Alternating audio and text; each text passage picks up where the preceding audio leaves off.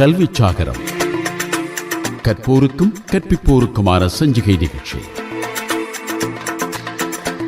தொகுத்தளிப்பவர் ஷாகிர் முகமது.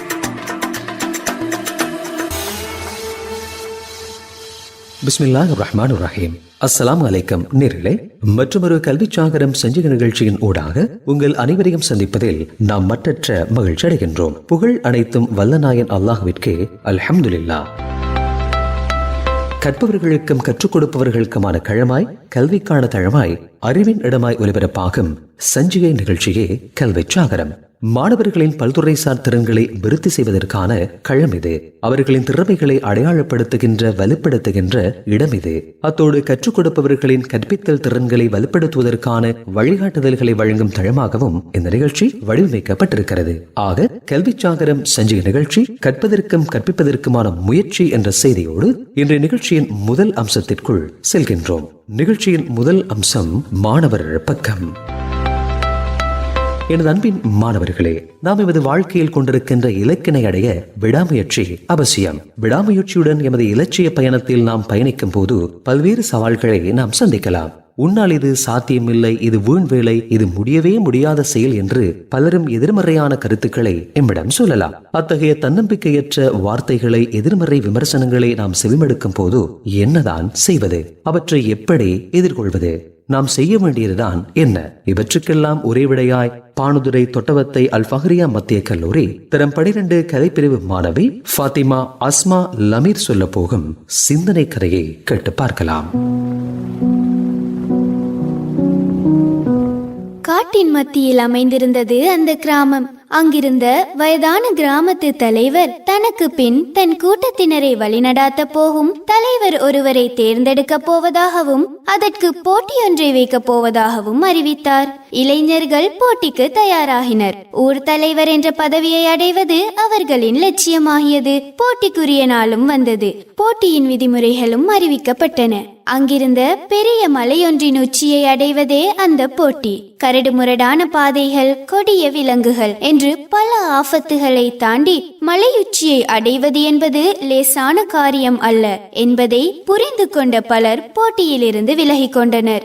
இறுதியில் 3 இளைஞர்கள் மாத்திரம் போட்டிக்கு தயாராகினர். அவர்கள் மலையேற ஆரம்பிக்கும் போது, இவ்வளவு உயரமான மலையில் ஏறும் போது தடுக்கி விழுந்தால் அவ்வளவுதான், எலும்பு கூட மிஞ்சாது என்றார் அங்கிருந்த ஒருவர். அதை கேட்டவுடன் அச்சத்தில் மூவரில் ஒருவர் போட்டியிலிருந்து விலகிவிட்டார். மற்றைய இருவரும் 2 அடி கூட வைத்திருக்க மாட்டார்கள். மலையில் உள்ள கொடிய விலங்குகள் உடல்களை கடித்து குதறிவிடும் என்றார் அங்கிருந்த மற்றொருவர். இதனை கேட்ட மற்றொருவனும் போட்டியிலிருந்து விலகிவிட்டான். எஞ்சியிருந்த இளைஞன் மலையேற ஆரம்பித்தான். அங்கிருந்தவர்கள் அவனை பயமுறுத்தினர். வேண்டாத வீண்வேலை என்றனர். உயிருக்கு உத்தரவாதம் இல்லை என்றனர். எந்த ஒரு நேர்மறை வார்த்தைகளும் அவநம்பிக்கை பேச்சுகளும் அவன் காதுகளில் விழவில்லை. மலை ஏறுவதை விட்டும் அவனை தடுக்கவும் இல்லை. அவன் ஏறினான். மலையுச்சியை அடைந்தான். தன் இலக்கில் வெற்றி பெற்றான். கிராமத்து தலைவனாக தெரிவு செய்யப்பட்டான். இங்கிருந்த எல்லோரும் நீ மலை ஏறும் போது அதில் உள்ள ஆபத்துக்களை பற்றியும் சவால்களை பற்றியும் சொன்னார்கள். உன்னை போக விடாது தடுத்தார்கள். ஆனால் நீ எதையும் காதில் வாங்கிக் கொள்ளவில்லையே, அது ஏன் என்று கேட்டார். அவருக்கு தெரியவில்லை அவன் ஒரு செவிடன் என்று. மாணவர்களே, இந்த சிந்தனை கதை பல்வேறு செய்திகளை எமக்கு உணர்த்துகின்றன. எம்மையும் எமது குறிக்கோள்களையும் நோக்கி வரும் எதிர்மறையான சிந்தனைகளையும் அவநம்பிக்கையான பேச்சுக்களையும் நமக்கு எதுவுமே கேட்காதது போல நாம் புறக்கணித்து விட வேண்டும். ஆரோக்கியமான விமர்சனங்கள் மட்டுமே எம்மை செதுக்கும் என்பதை புரிந்து கொள்ள வேண்டும். எதிர்மறையான விமர்சனங்கள் எமது இலக்கினை அடையவிடாது என்பதை நாம் அறிந்திருக்க வேண்டும். ஆக உறுதியுடனும் பொறுமையுடனும் உங்கள் லட்சிய பயணத்தை தொடருங்கள் என்ற செய்தியோடு நிகழ்ச்சியின் அடுத்த அம்சத்திற்குள் செல்லலாம். நிகழ்ச்சியின் அடுத்த அம்சம் சிந்தனை பக்கம். மாறிவரும் நவீன உலகிற்கேற்ப எமது அன்றாட நடவடிக்கைகளை நாம் திட்டமிட்டு மேற்கொள்கின்றோம். நவீன தொழில்நுட்ப வளர்ச்சி அல்லது கண்டுபிடிப்புகள் ஆரோக்கியமான மாற்றங்களை ஏற்படுத்தியிருப்பது போலவே பல்வேறு சவால்களையும் சிக்கல்களையும் எம்மத்தியில் ஏற்படுத்தி இருப்பதையும் அவதானிக்க முடியும். அந்த வகையில் நவீன சவால்களுக்கு மத்தியில் மாணவர்களது கற்றல் நடவடிக்கைகள் எவ்வாறு அமைய வேண்டும் என்பது பற்றிய முக்கிய விடயங்களை இன்றைய சிந்தனை பக்கத்தின் ஊடாக எம்முடன் பகிர்ந்து கொள்கிறார் தன்னம்பிக்கை பேச்சாளரும் உளவள சிகிச்சையாளருமான சாக்கிரா மன்சூர் அவர்கள். நவீன சவால்களுக்கு மத்தியில் மாணவர்களது கற்றல் நடவடிக்கைகள். தற்கால சமூகவியல் மாணவர்களின் பல வகையான சவால்களை சந்திக்கின்றன. ஆழ்ந்த கவனம், நேர மேலாண்மை, மோட்டிவேஷன் குறைவு போன்ற இந்த சவால்களை எதிர்கொண்டு சிறந்த கற்றல் நடைமுறைகளை உருவாக்க வேண்டியது கல்வி முறைமைக்கு ஒரு முக்கிய பணி. அதாவது நவீன சவால்களுக்கு மத்தியில் மாணவர்களது கற்றல் நடவடிக்கைகள் என்னும் பொழுது இங்கும் குறிப்பாக மாணவர்கள் இன்று டியூஷன் எடுகேஷன், அதாவது டியூஷன் கல்வியை நாடி அதிகமாக அந்த துறையை நாடி செல்கின்றனர். இங்கு மாணவர்கள் பல சவால்களையும் சந்திக்கின்றனர். டியூஷன் கல்வி எனும் வரும்போது அங்கே குறிப்பாக மாணவர்கள் மத்தியில் போட்டித்தன்மை காணப்படுகின்றது. இந்த போட்டித்தன்மை மாணவர்களுக்கு ஆரோக்கியமான சில விடயங்களை ஏற்படுத்தக்கூடியதாக இருந்தாலும் சில அமைப்புகளில் அவர்கள் அந்த போட்டி மனப்பான்மையானது சில தீய விடயங்களையும் உருவாக்கக்கூடிய வல்லது. ஏனெனில் இந்த போட்டி மனப்பான்மை என்பது கட்டாயம் இருக்க வேண்டும். ஆனால் ஆரம்ப கட்டத்தில் இருந்த கல்வி முறையை தவிர்த்து இன்று மாணவர்கள் பாடசாலை கல்வியில் உயர்கல்வியை எட்டும் போது பாடசாலை கல்வியை நிராகரிக்க துவங்கி டியூஷன் கல்வியை மையமாக கற்றுக்கொள்ள தொடங்குகின்றனர். இது நான் நினைக்கிறேன், நமக்கு கிடைக்கின்ற இலவச கல்வியை நாம் பயன்படுத்தாமல் நாம் அந்த கல்விக்காக வேண்டி தமது பணத்தை கொடுத்து டியூஷன் கல்வியை நோக்கி செல்கின்ற ஒரு சமூகமாக மாறிக்கொண்டிருக்கின்றோம். ஏனெனில் இது கவலைக்கிடமாக உள்ளது. பாடசாலைகளில் உயர்தர வகுப்புகள் அதிகமாகவே இந்த டியூஷன் கல்வியை மையப்படுத்திய கல்வியாக இருக்கின்றது. ஆகவே நாம் இங்கு எதிர்கொள்கின்ற இந்த சவால்கள் அவர்கள் மாணவர்கள் பாடசாலை கல்வியோடு டியூஷன் கல்வியையும் நாடுவதனால் அவர்களுக்கு ஏற்படுகின்ற அந்த மன அழுத்தமும் ஒரு சவால் தான். ஏனென்றால் ஆரம்ப கட்டத்தில் உயர்தர கல்வி மாணவர்களது சாதாரண தர பரீட்சைகளை எல்லாம் அவர்கள் எதிர்கொள்ளும் பொழுது இப்ப இருக்கின்ற மாணவர்களை போன்று ஒரு வகையான அழுத்தங்கள் அவர்களிடம் காணப்படவில்லை. ஆனால் இப்ப இருக்கின்ற மாணவர்களிடம் பரீட்சைகளுக்கு எழுதும் பொழுது முன்னைய காலங்களை விட அதிகமான மன அழுத்தங்களை நமக்கு காண முடிகின்றது. அந்த மன அழுத்தங்கள் மாணவர்களிடையே சரியாக பரீட்சையை செய்வதற்கான ஒரு திட்டமிடலை, பரீட்சையை நிதானமாக செய்வதற்கான ஒரு போக்கஸினை, அதாவது குவி மெய்யத்தினை மேற்கொள்ள முடியாமல் போகின்றது. ஆகவே நாங்கள் நவீன சவால்கள் என்று வரும் பொழுது இந்த தொலைத்தொடர்பு சாதனங்கள் மற்றும் பொழுதுபோக்கு அம்சங்கள், இரவு வேளையிலே ஏற்பட்டிருக்கின்ற வாழ்வியல் மாற்றங்கள், இவ்வாறான நிறைய விடயங்கள் இன்று வாழ்க்கையே நவீன சவால்களாக மாணவர் மத்தியில் தோற்றம் பெற்றுள்ளன. அத்தோடு நவீன சவால்கள் என்று சொல்லும் பொழுது இந்த மது பாவனைகள் மாணவர்கள் மத்தியிலும், நான் நினைக்கிறேன் சில மாணவிகள் மத்தியிலும் இதனது பரவலை நமக்கு சமூகத்தில் அவதானிக்க முடிகின்றது. ஆகவே மாணவர்கள் இந்த போதைப்பொருள் பாவனையிலிருந்து தன்னை பாதுகாத்துக் கொள்வதும் இன்றைய நவீன சமூக சவாலாகவே உள்ளது. ஆகவே ஒரு 10 வயதை தாண்டும் பொழுது மாணவர்களுக்கு அதன் விழிப்புணர்வை நாம் கட்டாயம் அவர்களுக்கு பாடசாலை ரீதியாகவும் கல்வியை வழங்கும் நிறுவனங்கள் என்ற வகையில் பாடசாலை, சமூகம், பள்ளி நிர்வாகம் போன்றனவும் கட்டாயம் இது சம்பந்தமான விழிப்புணர்வு நிகழ்ச்சிகளை நடாத்த வேண்டும். நாம் வெள்ளம் வர முன் அணை கட்ட வேண்டும். ஆகவே இந்த போதைப் பொருள் பாவனையிலிருந்து மாணவர்களை பாதுகாக்க வேண்டும் என்றால்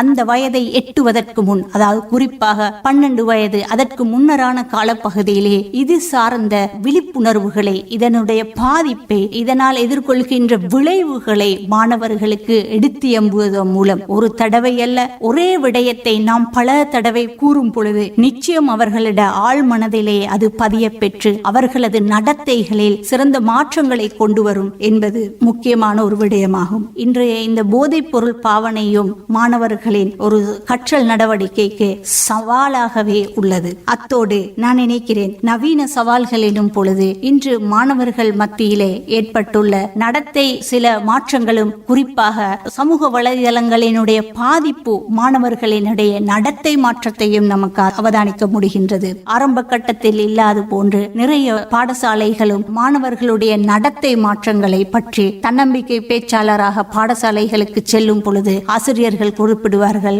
மாணவர்களுடைய ஒழுக்கங்கள், நடத்தைகள் பற்றி கட்டாயம் கதைக்க வேண்டும் வேண்டும் என்று. அந்த வகையிலே இந்த நடத்தை மாற்றங்கள் என்பது மாணவர்கள் மத்தியில் குறிப்பாக கற்றலுக்கு தடையாக அமையப் போகின்றன. ஆகவே நவீன சவால்கள் என்று வரும் பொழுது மாணவர்கள் மத்தியில் கற்றலுக்காக நவீன வாழ்வியல் முறையிலே ஏற்படுகின்ற பிரச்சினைகளுக்காக ஒத்துழைப்பை வழங்கக்கூடிய கோப்பிங் ஸ்கில்ஸ், ரெசிலியன்ஸ், தாங்குதிறன் போன்றவற்றை அவர்களுக்கு வளர்த்து நாம் அவர்களை கையாள்வதன் மூலம் சிறப்பான சவால்களை எதிர்கொண்டு அவர்களது கற்றல் நடவடிக்கைகளை மேற்கொள்ள முடியும். கற்போருக்கான களமாய், கற்றுக் கொடுப்போருக்கான தளமாய், அறிவின் இடமாய் ஒலிபரப்பாகிக் கொண்டிருக்கும் கல்வி சாகரம் சஞ்சிகை நிகழ்ச்சி சுமந்து வரும் அடுத்த அம்சம் ஆசிரியர் பக்கம். இன்றைய ஆசிரியர் பக்கத்தினூடாக களுத்துறை கல்வி வலயத்தின் வளவாளரும் பானதுரை தொட்டவத்தை அல்பஹ்ரியா மத்திய கல்லூரியின் உயர்தர பொறுப்பாசிரியருமான MUM நௌஃபிஸ் அவர்கள். கல்வி சாகரம் நிகழ்ச்சியில் ஆசிரியர் பக்கத்தினூடாக சந்திக்கின்றோம். உயர்தர பரீட்சை பெறுவேற்றில் Z-ஸ்கோரின் முக்கியத்துவம். அன்புக்குரிய மாணவர்களே, சவால்கள் என்பது மனித வாழ்வில் பல்வேறு வடிவில் கடந்து செல்லும். அந்த வகையில் பாடசாலை காலத்தில் உயர்தரம் கற்பதும் அதில் உயர்தரமான பெறுவேற்றினை பெற்று உயர் கல்வி வாய்ப்பை பெறுவதும் அவ்வாறான ஒன்றே. மாணவர்களே, உயர்தர பரீட்சைக்கு தோற்ற இருக்கும் மாணவர்களாகிய நீங்கள் சிறந்த பெறுவேற்றை பெற மிக கூடுதலான கவனம் செலுத்துதல் அவசியம். அந்த வகையில் ஒவ்வொரு மாணவர்களும் 3A சித்தியை பெறுவதற்காக முயற்சி செய்வீர்கள். அதில் மாணவர்களே, இவற்றில் பிரதானமாக மாணவர்கள் கவனிக்க வேண்டிய இன்னுமொரு பகுதி காணப்படுகின்றது. பல்கலைக்கழகத்துக்கான மாணவர்களை இணைத்துக் கொள்வதற்காக பல்கலைக்கழக மானியங்கள் ஆணைக்குழு Z-ஸ்கோர் என்னும் வெட்டுப்புள்ளி முறைமையை செயற்படுத்தி வருகின்றது. இவை பற்றிய பூரணமானதொரு தெளிவு மாணவர்களிடம் கட்டாயம் இருத்தல் அவசியமாகும். மாணவர்களே, ஏனைய மாணவர்களை விட நீங்கள் அதிக வெட்டுப்புள்ளியை பெற உங்களின் பாடத்தெரிவின் கீழ் வரும் காரணிகள் செல்வாக்கு செலுத்தும் என்பதை கருத்தில் கொண்டு நீங்கள் எந்த துறையில் கற்பதாயினும் அதில் நீங்கள் கற்கும் பாடங்கள் மீது அதிக புள்ளிகளை பெற்றுக்கொள்வதற்காக முயற்சி செய்து கொள்ளுங்கள். அந்த வகையில் மாணவர்களே, வெட்டுப்புள்ளி என்பது கீழ்வரும் அடிப்படையில் தீர்மானிக்கப்படுகின்றது. முதலாவதாக, குறிப்பிட்ட வருடத்தில் குறிப்பிட்ட பாடத்தில் மாணவர்கள் பெற்றுக்கொண்ட மூல மதிப்பெண், அதாவது அதிக புள்ளிகளை நீங்கள் அந்தந்த பாடங்களின் ஊடாக பெற்றுக்கொள்ளுதல் அவசியம். இரண்டாவதாக, குறிப்பிட்ட வருடத்தில் குறிப்பிட்ட பாடத்தில் மாணவர்கள் காட்டிய திறமையின் இடைநிலை, இடைவிலகல் என்றும் குறிப்பிடுவார்கள். மூன்றாவதாக, குறிப்பிட்ட வருடத்தில் குறிப்பிட்ட பாடத்தின் நியம விலகல். இவை தவிர மாணவர்களே, குறித்த கல்வியாண்டில் தோற்றிய மாணவர்களின் எண்ணிக்கை என்பதும் இங்கு தாக்கம் செலுத்தக்கூடியதாக காணப்படும்.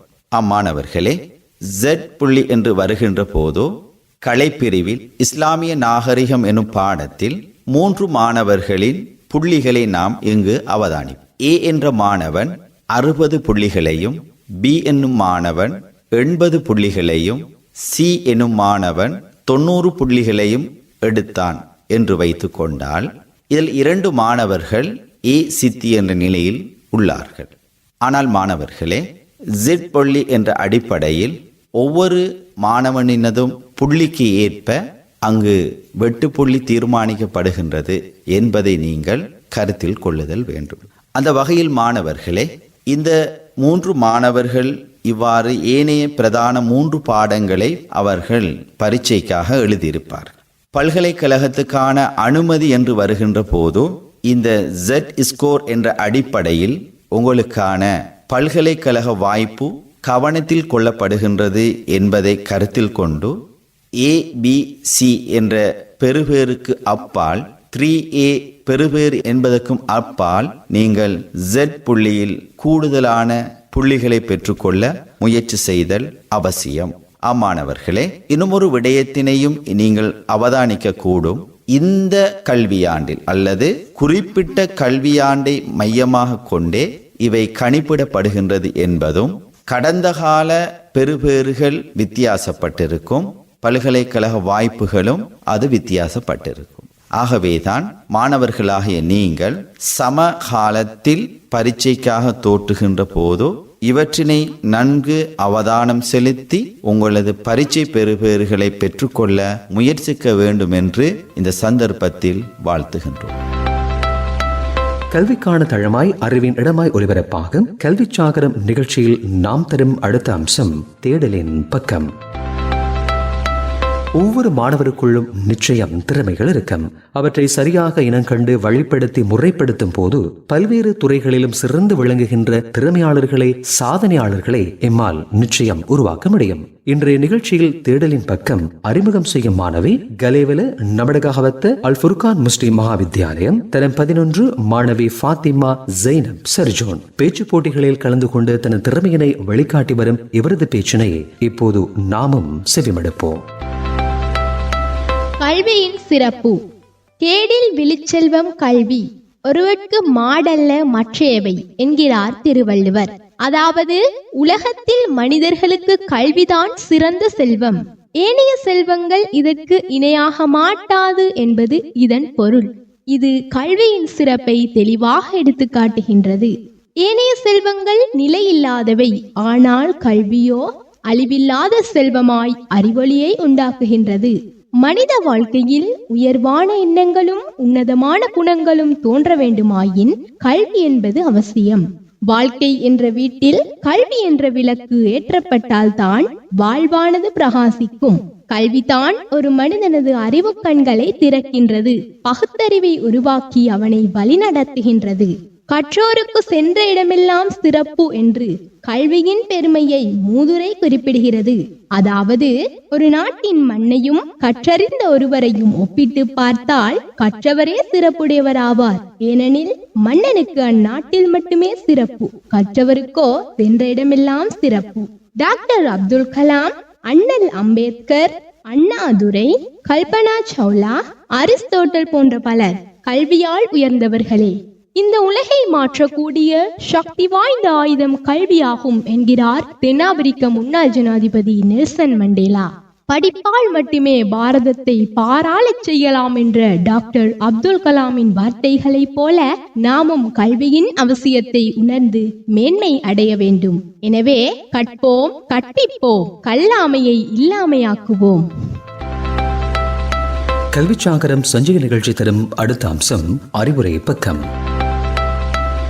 மாணவர்களே, நமது சிந்தனைகளின் அளவுக்கேற்பவே எமது முன்னேற்றத்தினதும் வெற்றியினதும் அளவு தங்கியுள்ளது என்று சொல்வார்கள். எத்தனை ஆழமான அழகான வார்த்தைகள் அவை! ஆரோக்கியமான சிந்தனைகளை நாம் குறைத்துக் கொண்டால் நல்ல வாய்ப்புகளையும் சந்தர்ப்பங்களையும் நிச்சயம் நாம் தவறவிட்டு விடுவோம்.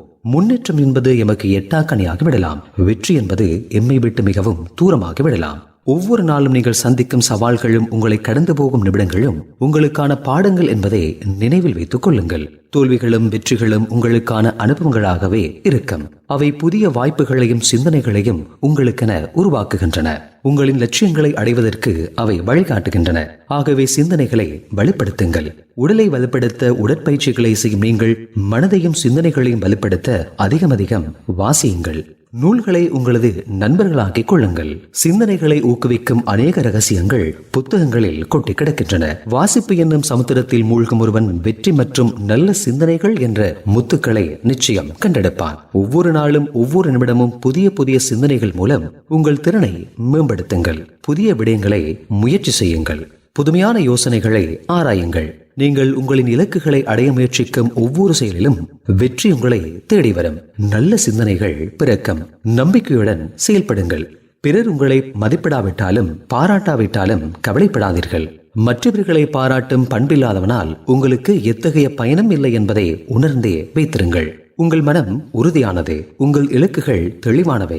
வெற்றி என்பது நேரம், உழைப்பு, துணிவு மற்றும் நம்பிக்கையின் ஒருங்கிணைப்பால் கிடைப்பது. எனவே இன்றிலிருந்து உங்கள் சிந்தனையை மேம்படுத்தும் வலுப்படுத்தும் செயல்களை செய்ய ஆரம்பியுங்கள். வெற்றி என்பது நிச்சயம் உங்களின் கைகளில் மட்டும்தான் என்பதை கூறிக்கொண்டு இன்றைய கல்வி சாகரம் சஞ்சய நிகழ்ச்சியினை நாம் நிறைவுக்கு கொண்டு வருகின்றோம். இந்த நிகழ்ச்சியில் கலந்து கொண்டு வளவாளர்கள் மற்றும் மாணவர்கள் ஆகியோருக்கு நன்றிகளை கூறிக்கொண்டு மீண்டும் மற்றொரு கல்வி சாகரம் சஞ்சய நிகழ்ச்சியில் சந்திக்கும் வரை சலாம் கூறி விடைபெற்றுக் கொள்கின்றோம். அஸ்ஸலாமு அலைக்கும் வரஹ்மத்துல்லாஹி வபரகாத்துஹு. கல்வி சாகரம் கற்போருக்கும் கற்பிப்போருக்குமான சஞ்சிகை நிகழ்ச்சி கேட்டீர்கள். தொகுத்தளித்தவர் ஷாகிர் முகமது. நிகழ்ச்சி தயாரிப்பு இஸ்பஹான் ஷாஃப்டி.